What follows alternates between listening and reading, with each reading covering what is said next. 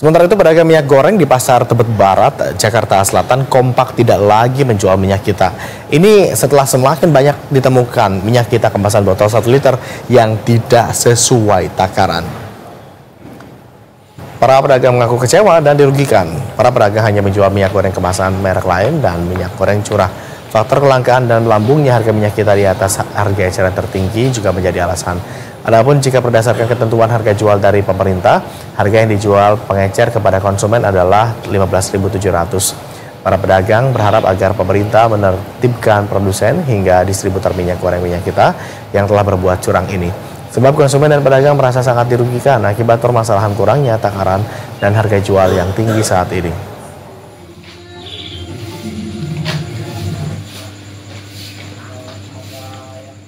Dari pasaran dan faktanya minyak kita itu tidak sesuai. Dari label kemasan yang 1 liter itu nggak ada 1 liter. Tapi sebelumnya pernah jual ya Pak di sini ya? Nah, tapi saya pribadi jual cuman yang pouch bukan yang botol gitu.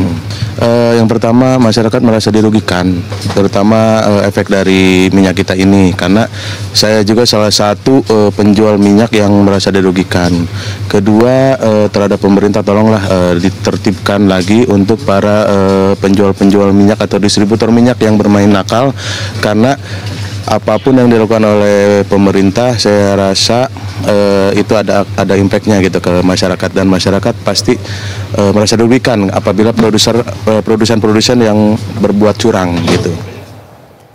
Kita ke informasi lain, pemirsa. Polda Gorontalo meringkus 4 orang warga Kabupaten Boalebo Gorontalo karena nekat melakukan repacking minyak kita menjadi minyak curah untuk dijual kembali dengan harga tinggi.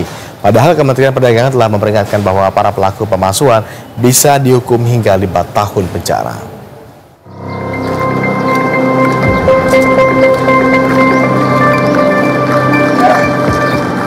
Direktorat Reserse Kriminal Khusus Polda Gorontalo menangkap 4 orang warga Kabupaten Boalemo Gorontalo karena nekat melakukan kemas ulang atau repacking minyak kita menjadi minyak curah untuk kemudian dijual kembali dengan harga tinggi. Polisi menyebut, sejak awal menjalankan aksi curangnya, keempat tersangka sudah repacking lebih dari 9 ton minyak kita dan memperoleh keuntungan hingga 25 juta rupiah. Kasus ini terungkap setelah Satgas Pangan Provinsi Gorontalo melakukan sidak pasar dan mendapati kelangkaan ketersediaan minyak kita. Tim gabungan ini melakukan pendalaman dan dipimpin oleh Kasubdit Indah Direktorat Reserse Kriminal Khusus berhasil mendapatkan informasi yang kemudian dilakukan penegakan hukum, yaitu di 2 toko di wilayah Kabupaten Boalemo Gorontalo untuk dilakukan pemeriksaan lebih lanjut. Dari 9.000 liter yang dijualkan, ya, itu didapat keuntungan kurang lebih 25-30 juta. Di sisi lain, Kementerian Perdagangan menjelaskan sudah melakukan pengawasan kepada 311 pelaku usaha. Dari jumlah tersebut, sebanyak 66 perusahaan sudah dikenakan sanksi baik karena menjual di atas harga eceran tertinggi, penjualan dengan modus paket, atau modus-modus lainnya.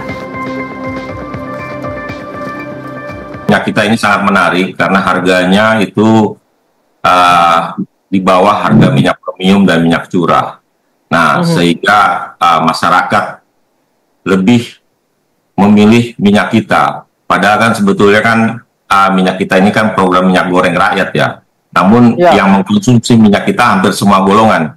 Nah, seperti yang disebutkan tadi di awal, kebutuhan minyak goreng nasional itu per bulannya 257.000 ton. Sementara minyak kita rata-rata suplainya dari hasil demo itu hanya 160.000 sampai 174.000 ton. Nah, hal-hal inilah karena animo atau demand-nya tinggi sehingga ada pihak-pihak tertentu yang menyalahgunakan. Kementerian Perdagangan menjelaskan minyak kita merupakan minyak subsidi non-APBN yang masih dikelola oleh pihak swasta.